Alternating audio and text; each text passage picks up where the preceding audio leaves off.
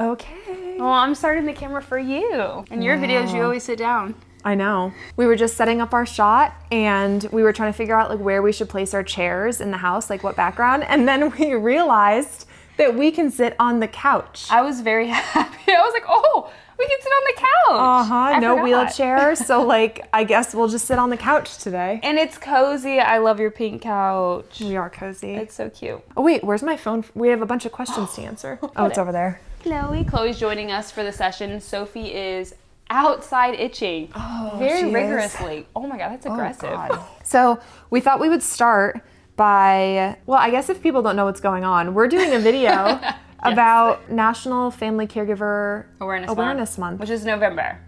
I feel like we're almost too late. We might be past. But we thought we would start by summarizing the caregiving tasks. Oh, Chloe. The caregiving tasks that we do for our partners and how they're similar and different. Yes. So, do you want me to start? Sure. So, Cole, my husband, the country accent. Tell us about your husband. My husband, Cole. He is a C5, C6 quadriplegic, so he has a spinal cord injury. Should I do the, Cole's function? Sure. Okay, Cole has limited hand function, no hand function at all, actually. Limited wrist function, and then only biceps and shoulders. And then Shane. Shane has spinal muscular atrophy, which is very different. So he has full sensation, but just muscle weakness. So all of his muscles are very weak. I guess I should have said Cole does not have sensation. So that is a big difference between the two. Yeah. So for caregiving, we do bowel routines, which we call programs. Cole can use the restroom. He can void his bladder on his own, so I don't help him with that. And then cooking, cleaning, I help, Cole get organized and get situated at a table so he can start eating. I don't know what else. And then I do skin checks. Since Cole has a lack of sensation, it's really important for me to check Cole's skin. I feel like that's a big one. Yeah.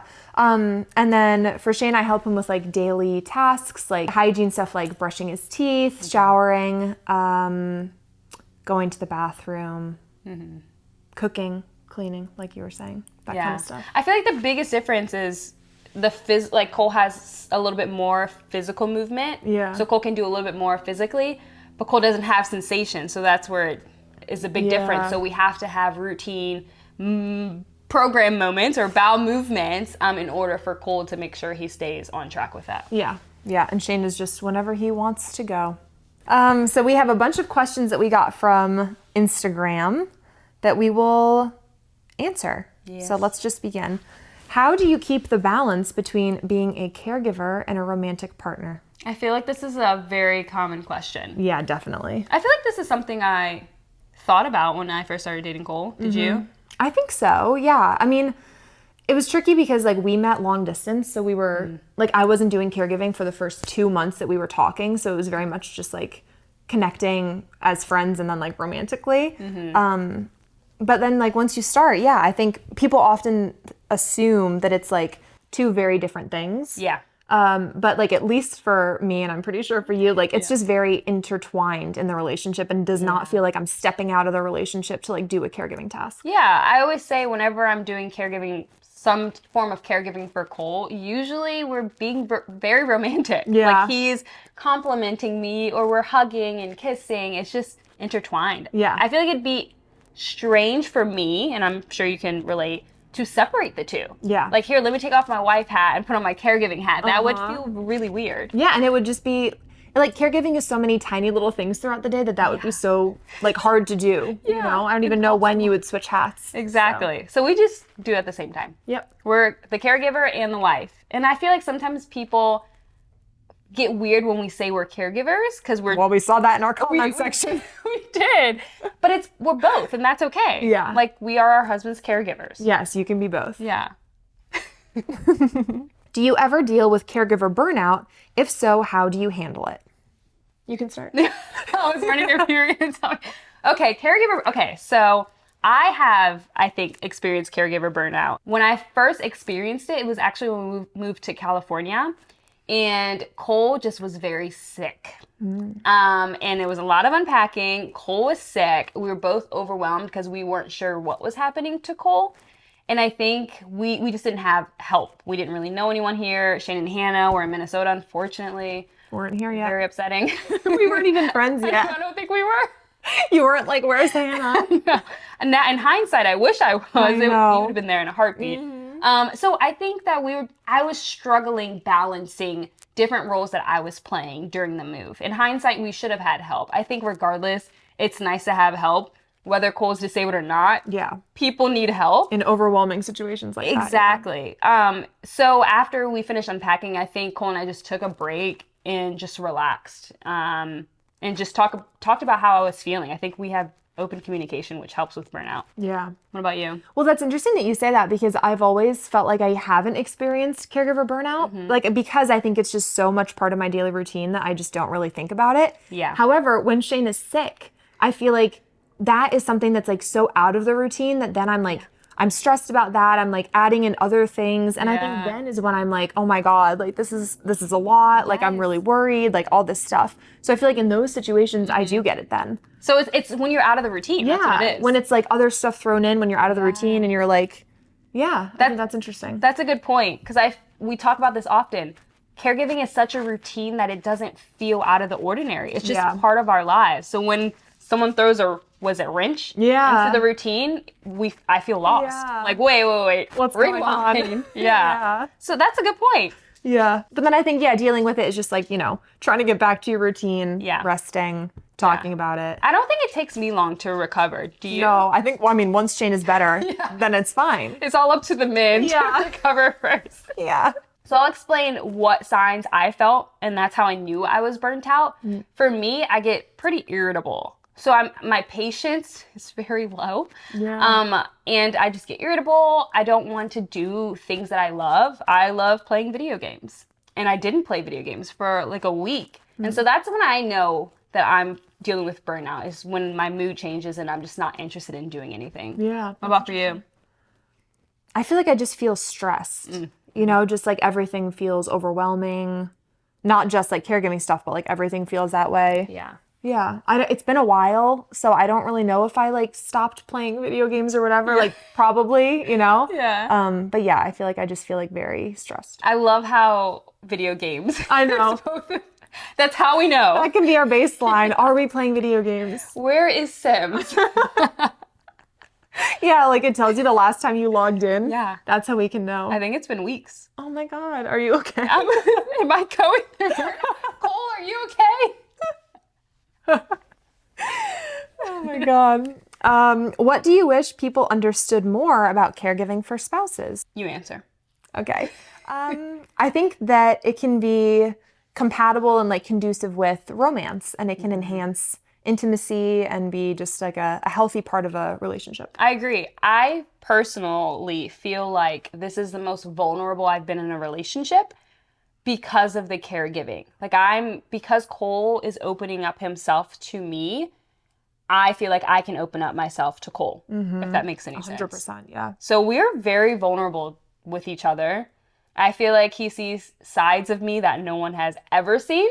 And it might be more than average relationships. I have no clue. But we're very open. Yeah. And I love that. And even with friendships, like the four of us, because we understand caregiving, I think that we're open as friends and we talk about any and everything. Oh yeah, that's for sure. Which is nice. Yeah.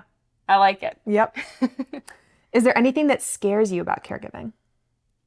Ooh, do you want me to go first? Sure. My biggest fear with caregiving, I'm afraid of like not doing the right thing to make sure Cole is safe. So Cole deals with lack of sensation, and I'm afraid of pressure sores. And so I'm constantly checking his skin and making sure he doesn't get pressure sores. And I feel like I can make myself overwhelmed with that fear when in actuality, I don't think it's a true concern specifically for Cole. Yeah. But I think that's just me putting that pressure on myself. Yeah. What about you? I think for me, it's just like, what if something happened to me? Would Shane be okay? Like, even in like day-to-day things, like what if I like fell in the shower and died? Like, is Shane okay? Like, what if he's still in bed? Yeah. Like, how long would it be before someone would be like, where's Shane? Yeah. Or what if you're walking Chloe and those two dogs came and attacked you? What if Shane was with me, so we would all probably But what if he wasn't? Well, he was at least like, he had his phone, so he could just call you and be like, Charisma, they're all dead. I need help. But like, what if he's like in bed and like something happens to me? I feel like that's, or like, what if I die and he's like, in bed. I guess it's all about him being in bed still. So I just can't die while he's in bed, and then it's okay. He's never in bed. He should never go to bed. That will solve my fear. Oh my God, great idea. I'll tell him. No more bed. Who would do the caregiving if you got sick? Oh, that's such a good question. Okay, Hannah. Yeah, right. We actually talked about this because we're so close in distance. Yeah. I feel like if anything ever happened, Hannah could help out and care for Cole, and vice versa. Yeah. Without even teaching each other. I feel like, I don't think we need a session to teach. no, you get it. We'll do it. Yeah, but if I'm not there, I guess who would? But you wouldn't be dead. No, Like in this scenario, you could like if you were really sick, you could still be like, the thing you need is over there. You know, I could be like, okay. Yeah. Well, maybe I lose my voice because I got my laryngitis. You got laryngitis. Yeah, but then also in bed, full body. Yeah, you're really sick. I think Cole can teach me. Yeah, that's actually the thing that I think people forget is that our husbands are fully capable of teaching anyone how to care for them. Yeah, they taught us. Exactly. So if something happened to us, Cole and Shane, they'd be fine. They can find someone. They'll be fine. Yeah, it'd be very sad for them. It would be very sad. Nothing's gonna happen. No, we're okay. But also like when we got a delivery. I don't remember what question we were on. I know. What were we talking about? Oh my God, we're back. Little interruption. I was just gonna say that when I've been home in Minnesota and Charisma's not around, I haven't gotten sick in California, but when we were in Minnesota and I've been sick, which happened like once, my mom lifted Shane for me like one night. So yeah, that's what we did. We always have people. Yeah. I think people may forget that we have family and support systems. Yeah. And I know not everyone has that. But we do. And so if anything ever happened, we just call somebody. Yep. How do you find time for yourselves? Do you want to answer that? Yeah. We were chatting about this when we were writing the questions down. Charisma and I have like maybe a little bit too much time for ourselves. If you like look at our login time on Sims, like we were saying. Yeah. Like a lot of trips to Home Goods that we take. A lot. Just like a little bit too much time. Yeah, an entire season of Gilmore Girls in a week. Oh yeah. Yep. Mm-hmm. Yeah. So a misconception. I think a lot of people think we're on like 24/7 clock with our husbands or something. And yeah. It's just not. It's just not that way for us. Yeah. We have a lot of downtime. We do. Too much. Just the perfect amount. How do you handle outside unwanted input? This is tricky. I don't know. I try my best to handle it with kindness. Oh, you do? Yes, I do. But it's hard sometimes when like people give advice and you don't necessarily ask for it. It's hard to kind of shut it down kindly because I think it's a little frustrating sometimes. I know people are trying to be nice, but we know our husbands really well. Yeah. And the four of us, me and Cole, Shane and Hannah, have come up with a way or a routine to do things that works really well. Yeah. And a lot of times we have tried different ways and realized it's not the best way, and we find the best way to do something. So I think sometimes people may forget that we know a lot. Yeah. For sure. I think the times that we've had the most trouble with that, aside from just like YouTube comments of like, oh, you should, you shouldn't do that way, like do this, whatever. We have had issues when Shane was getting Spinraza injections and we would go into the hospital. Nurses and other hospital staff would have very specific trained ways of lifting their patients. That would not work for Shane, would like literally break his limbs. Yeah. And it was a struggle to get them to like listen to him that like, I know that you're trained to lift this way, but like lifting Shane and lifting Cole is two completely different things. Completely different. So like one training is not going to work for both people. So that can be really difficult is when people are like trained to do something and you're like, no, I know you're trained, but like this really isn't going to work. Yeah. Like it's very specific to the individual. Yeah. Like the broad training is broad training. It's not very universal. I think that's a good point. We've dealt with a lot of that, especially like getting on the plane. Yeah. That's a hard one. I'm like, guys, I got it. And then sometimes they won't let me do it. And I'm like, I promise. Yeah. But I do appreciate some comments because there's some times when we do go to YouTube and we have an issue that we just don't know how to solve. And we found a lot of great answers from YouTube. So I'm definitely grateful for some of the advice when we ask for it, because they're helpful. I think it's sometimes the unsolicited advice or help can sometimes be frustrating, just because, again, we know our husband's best. Yeah, for sure. Is there anything else? That was our last question. Aw, we that was did fast. it. I know. We should do more of these. We should. What should we call ourselves? Well, there was that comment on our pictures that said supermodel caregivers. So I feel like maybe that should be The title? our title. Supermodel caregivers. People would be like, what is that? No, people would. I think our title is going to be The Wives Tell All. Oh my gosh, that's so great. Not good? Wait, can we both use that title? Yeah. That's it. That's You the got it. title. Is this a thumbnail? Yeah. No, we can always do the peace sign. I'm so bad. No, We're such we'll millennials. we'll take a photo in a minute. Yeah. We can let them go. Okay, thanks for listening, guys. Should I do it? Don't forget to like, comment, yeah. share, subscribe, and stay positive. Bye.